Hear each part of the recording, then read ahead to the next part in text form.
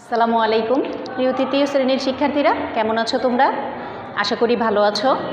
তো শিক্ষার্থীরা, মোটামুটি দীর্ঘ বিরতির পর আমরা আবার অনলাইন ক্লাস শুরু করেছি। তো আশা করছি তোমরা আমাদের সাথে আগের মতো আবার উৎসাহ সহকারে উৎসাহ উদ্দীপনার সাথে আমাদের সাথে জয়েন করবে। তো তোমরা প্রথমেই বলো, তোমরা কি সুস্থ আছো? সবাই কিন্তু পরিষ্কার পরিচ্ছন্ন থেকো, সুস্থ থেকো। তো ঈদের আমেজ এখনও কি কেটেছে না এখনও আছে? ঈদের আমেজ নিয়ে সবসময় থাকলে কিন্তু চলবে না, পড়াশোনায় মনোযোগী হতে হবে। তো দেখি আজ আমি তোমাদের মাঝে কি ক্লাস নিয়ে উপস্থিত হয়েছি। আজ আমি তোমাদের তৃতীয় শ্রেণীর প্রাথমিক বিজ্ঞান ক্লাস করাবো। গত কয়েকদিন আগে আমি আরেকটি ক্লাস তোমাদের করিয়েছিলাম, সেখানে আমরা পঞ্চম অধ্যায় সম্পর্কে একটু আলোচনা করেছি। মানে পঞ্চম অধ্যায়ের আমাদের বিষয়বস্তু হচ্ছে মাটি। পঞ্চম অধ্যায়ে আমরা মাটি সম্পর্কে আলোচনা করেছিলাম। তো চলো আমি আজকে আরেকটু রিপিট করি সেই আলোচনাটা। মাটি কি? মাটি হচ্ছে পৃথিবীর উপরিভাগের নরম মসৃণ আবরণকে মাটি বলে। আমরা সেই মাটির উপরেই কিন্তু বসবাস করছি। মাটিতে বিভিন্ন উদ্ভিদ জন্মায়, এগুলো মানুষ বা বিভিন্ন প্রাণীকে বেঁচে থাকতে সহায়তা করছে। তো মাটির বিভিন্ন আকৃতি, ধরন, পানি ধারণ ক্ষমতা, এসবের উপর ভিত্তি করে মাটিকে তিন ভাগে ভাগ করা যায়। সেটা হচ্ছে এঁটেল মাটি, বেলে মাটি এবং দোআঁশ মাটি। তো আমরা এঁটেল মাটি, বেলে মাটি এবং দোআঁশ মাটি সম্পর্কে জেনেছিলাম, সেদিন আমি তোমাদের ক্লাসে বলেছি, এবং আমি যতটুকু সম্ভব পেরেছি তোমাদের সাথে আলোচনা করার চেষ্টা করেছি, এবং বাকিটুকু তোমাদের বলেছিলাম যে বারবার রিডিং পড়তে হবে, পড়ার কোনো বিকল্প নেই।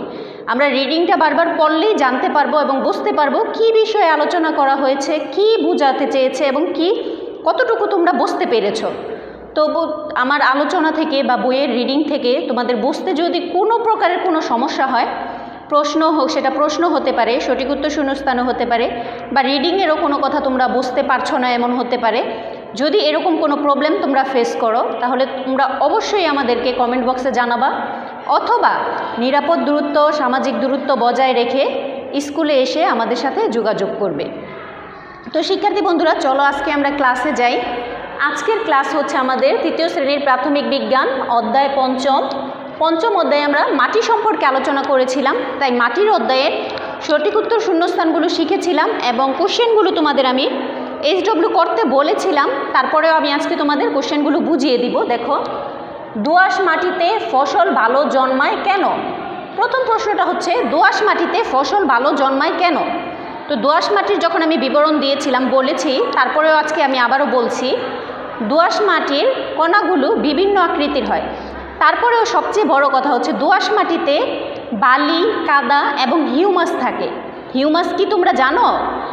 উদ্ভিদের মৃত পচা দেহ, যেমন ধরো গাছপালা হতে পারে, ময়লা আবর্জনা, সব কিছু পচে মাটিতে একটি পুষ্টি উপাদান তৈরি করে বা সারের মতো উপাদান তৈরি করে, সেটাই হচ্ছে কি? হিউমাস। তো এই হিউমাসটা কোন মাটিতে থাকে? দোআঁশ মাটিতে। দোআঁশ মাটিতে বালি, কাদা এবং হিউমাসের পরিমাণ বেশি থাকে, যে কারণে দোআঁশ মাটিতে যে কোনো ফসল ভালো জন্মায়। তারপরেও আরেকটা কথা আছে, দোআঁশ মাটির পানি ধারণ ক্ষমতা খুব ভালো এবং দোআঁশ মাটিটা মসৃণ, যে কারণে দোআঁশ মাটিতে ফসল খুব ভালো জন্মায়। আমাদের দেশের বেশিরভাগ এলাকার মাটি হচ্ছে দোআঁশ মাটি, তাই আমাদের এলাকার মাটি ফসল কিন্তু ভালো জন্মায়। আমাদের দেশে যেমন ধান, গম, ভুট্টা, যব, এইসব ফসলগুলি কিন্তু দোআঁশ মাটিতেই জন্মায়। খ নম্বর প্রশ্নে কি আছে দেখি, বেলে মাটির বৈশিষ্ট্যগুলো কি? বেলে মাটির বৈশিষ্ট্যগুলো কি? বেলে মাটির বৈশিষ্ট্যগুলো হচ্ছে, প্রথমত বলতে পারি, বেলে মাটি যেমন এঁটেল এবং দোআঁশ মাটির তুলনায় বেলে মাটির কণাগুলি খুব বড় হয়। বেলে মাটিতে পানি ধারণ ক্ষমতাও ভালোই আছে, কিন্তু একটা সমস্যা হচ্ছে বেলে মাটির কণাগুলো বড় হওয়ার কারণে সেটা পানি পাস করে, মাটির ভিতর দিয়ে তোমরা অবশ্যই জানো যে পানি পাস করে, তখন বেলে মাটির পানির সাথে সাথে মাটির যে পুষ্টি উপাদানগুলো আছে সেটাও পাস করে, যে কারণে বেলে মাটিতে অত ভালো ফসল জন্মায় না। তো বেলে মাটিতে দুই একটা ফসল ভালো জন্মায়, যেমন চীনাবাদাম, তরমুজ, এইরকম টাইপের ফসলগুলি হয়। কিন্তু বেলে মাটির মসৃণ, হাতে ধরলে শুকনো শুকনো একটা অনুভব হয়। চলো গ নম্বরে কি আছে দেখি, দোআঁশ মাটি ও এঁটেল মাটির মধ্যে দুইটি পার্থক্য। দোআঁশ মাটি এবং এঁটেল মাটির যদি আমি পার্থক্য তোমাদের বলতে যাই, অনেক বলা যাবে। আর তোমরাও যদি রিডিংটা পড়ে থাকো তাহলে বুঝতে পারবে যে সেখানে বেশ কিছু পার্থক্য লক্ষ্য করা যায়।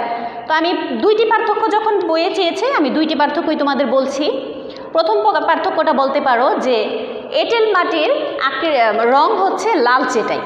এঁটেল মাটির রং কি? লালচে, এবং দোআঁশ মাটির রং হচ্ছে কালো, মানে এটা হচ্ছে কালচে এবং ওটা লালচে। তারপরে আরও পার্থক্য বলতে পারো, যেমন এঁটেল মাটির, এরপর তো আমি দুইটা পরিচিত পার্থক্যই বলে দিই। ফসলের এটা বলি যে এঁটেল মাটিতে সিম এবং কাঁঠাল ভালো জন্মে। এঁটেল মাটিতে কি ভালো জন্মে? সিম এবং কাঁঠাল। আর দোআঁশ মাটিতে সাধারণত ধান, গম, ভুট্টা, যব এসব ফসল জন্মে। তো আমি তোমাদের সাধারণ দুইটা পার্থক্য বললাম, তোমরা আশা করি বুঝতে পেরেছ। তো তোমাদের যদি এই প্রশ্ন তিনটা বুঝতে কোনো প্রবলেম হয় তাহলে আমি আশা করব অবশ্যই তোমরা আমাদের কমেন্ট বক্সে জানাবা, অথবা নিরাপদ দূরত্ব এবং সকল নিরাপদ ব্যবস্থা গ্রহণ করে তোমরা স্কুলে এসে আমাদের সাথে যোগাযোগ করবে। আজকের ক্লাসটা হচ্ছে 29/5/2021। এই তারিখটা দিয়ে তোমরা এই তিনটা প্রশ্নই বাড়ির কাজ করবে। আমরা যখন চাইবো তখন তোমরা আমাদের সেটাকে অ্যাসাইনমেন্ট আকৃতিতে জমা দিবে। আরেকটি কথা বলছি, আমাদের মডেল টেস্ট পরীক্ষার জন্য আমরা যেই পড়াগুলো তোমাদের দিয়েছিলাম সেগুলোর সাথে সাথে এই পড়াগুলোও পড়তে হবে। খুব শীঘ্রই আমাদের হয়তো আল্লাহর কাছে প্রার্থনা করো তিনি যেন সহায় হন এবং আমাদের শিক্ষা প্রতিষ্ঠান যেন খোলে, তাহলে তো আমরা সরাসরি পড়াশোনা করতে পারবো, আমরা বোঝাতে পারবো তোমাদের। যদি না হয় তাহলে আবার যথারীতি যেভাবে পরীক্ষা হচ্ছে ওইভাবেই হবে। তো এই পড়াগুলো তোমাদের পরীক্ষার জন্য কিন্তু অবশ্যই ইম্পর্টেন্ট। তোমরা বাসায় পড়বে, মনোযোগ সহকারে পড়বে। খেলাধুলা, আরাম সব কিছুর সাথে কিন্তু পড়াশোনাটাও খুবই ইম্পর্টেন্ট। পড়াশোনা করো ভালোভাবে। শিক্ষার্থী বন্ধুরা সুস্থ থেকো, ভালো থেকো। আসসালামু আলাইকুম।